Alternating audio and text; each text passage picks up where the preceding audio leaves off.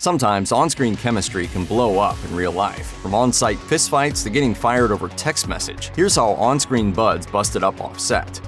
In anger management, Charlie Sheen and Selma Blair played friends and occasional lovers, but off-screen it was a different story. Their tense relationship ended with Blair getting fired from the show, and to add insult to injury, the termination was via text message. It started when Blair voiced concerns to series executives about Sheen's work ethic. The notoriously volatile star was unhappy seeing these remarks leaked to the press, and gave an ultimatum to the producers: choose between him and Blair. Of course, as an executive producer and star of the show, it was obvious that Sheen wasn't going to get fired. Not only did he tell her via text that her days on the show were over, he sprinkled in a few tasteless four-letter words to boot. On Grey's Anatomy, Isaiah Washington and Patrick Dempsey's characters grew to be friends and found their personal lives intertwining on countless occasions. However, the actors found themselves getting a little too close during a violent 2006 confrontation on set when Washington grabbed Dempsey's shirt over a coworker who showed up late. During the fight, multiple onlookers reported that Washington also shouted a homophobic slur at his fellow actor. Taking to Twitter in 2020, Washington did not appear to have gotten over the conflict. This time, he directed his rage at another co-star, Katherine Heigl, who had once said that he should, quote, just not speak in public, period.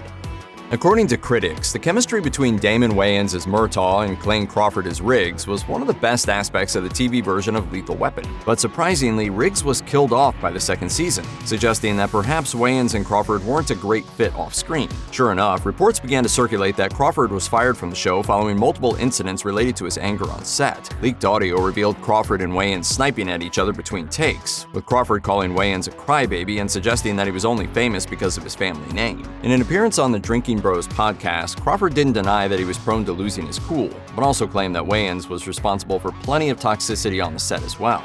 He wouldn't do table reads, so there was no way for us to get an indication of what worked and what didn't work, and what he would do and what he wouldn't do, so we would have to find out on the day. The friendship between Jennette McCurdy and Ariana Grande on Sam and Cat had a lot more ups and downs than the relationship between the two on TV. Rife with rumors of conflict from the start, the show only lasted one season. Following the cancellation of the show after a lengthy production hiatus, McCurdy not only left the program, but Nickelodeon itself. She notably skipped an appearance at the 2014 Kids' Choice Awards alongside Grande, and when Grande posted an emotional farewell letter to the cast and crew, it was shocking when she didn't mention McCurdy at all. Ultimately, it came out that McCurdy took issue more with the production and her pay than with Grande herself, though she revealed to E! News that they would, quote, butt heads on set. But according to McCurdy, these squabbles were more sisterly than anything else.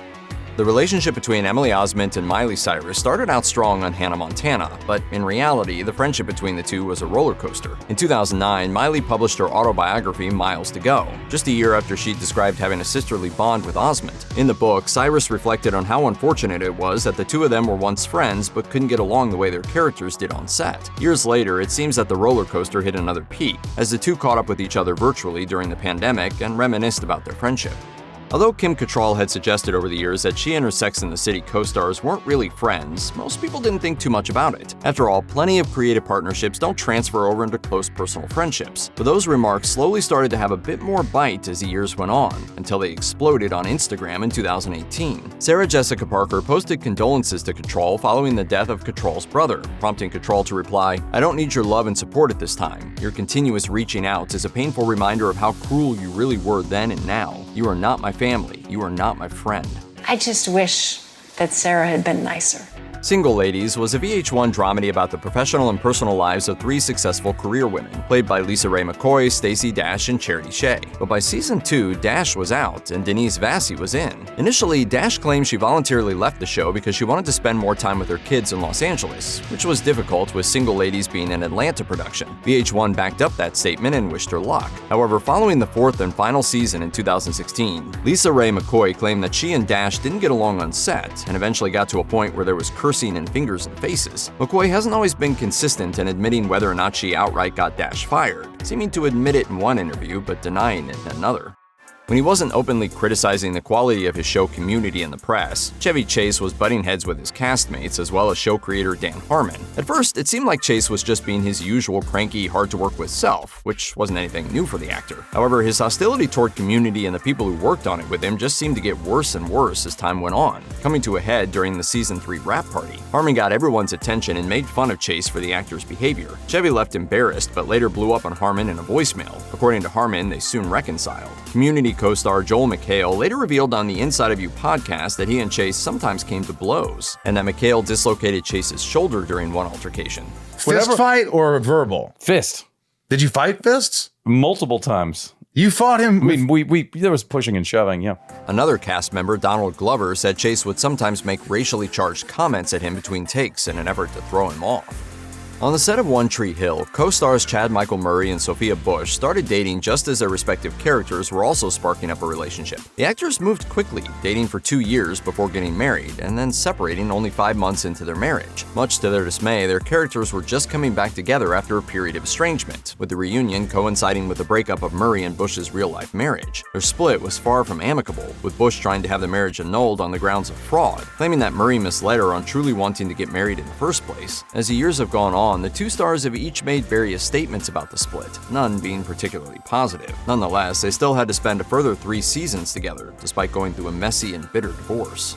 While it was alleged that Shannen Doherty clashed with most of her castmates on Beverly Hills 90210, she seemed to have a particularly ugly relationship with co-star Jennie Garth. Tori Spelling recalled that Doherty and Garth got involved in such a brutal physical altercation one time that their male co-stars had to break them up. The cast urged Spelling, who happened to be the daughter of the show's executive producer Aaron Spelling, to convince her dad to fire Doherty, and he did. Garth and Spelling reflected on the incident later, mostly laughing it off and chalking the beef up to immaturity. The pair also stated that they were thrilled to have Doherty back in the fold for BH 90210, which saw the original cast members return to play exaggerated versions of themselves, making a 90210 reboot.